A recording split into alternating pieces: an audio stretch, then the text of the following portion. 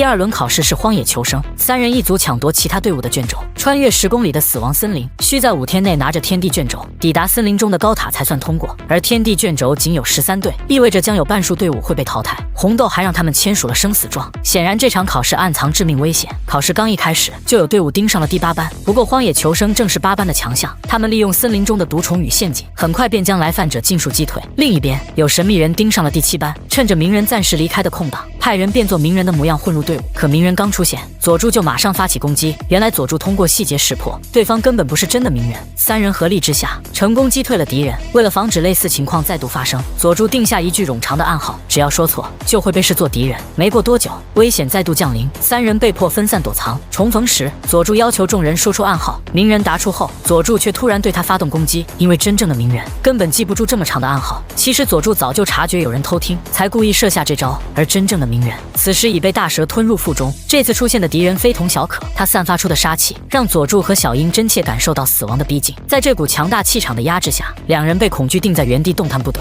生死一线间，佐助刺伤自己逼退恐惧，带着小樱仓皇逃离。与此同时，鸣人施展影分身之术，撑破大蛇的肚子逃了出来。不等佐助喘息，那名敌人再次袭来，鸣人及时赶到。可即便如此，佐助依旧认为毫无胜算。他把卷轴交给敌人，希望他带着卷轴离开。鸣人却把卷轴抢了回来，就算交出卷轴，对方也不会善罢甘休。另一边，红豆发现3具诡异的尸体，通过忍术认出凶手正是大蛇丸。他立即让人通报3代火影，随后进入森林追捕。没错，第7班遭遇的敌人正是恐怖的大蛇丸。发狂的鸣人显现出妖狐的模样，大蛇丸瞬间察觉他是九尾人助力，当即施加5行封印，切断了九尾查克拉的外泄。佐助为了活下去复仇，表现得有些怯懦。可看到鸣人陷入危境的那一刻，他终于振作起来，开始奋起反击。虽然在激战中展现出惊人技巧，但双方实力悬殊，佐助终究不是对手。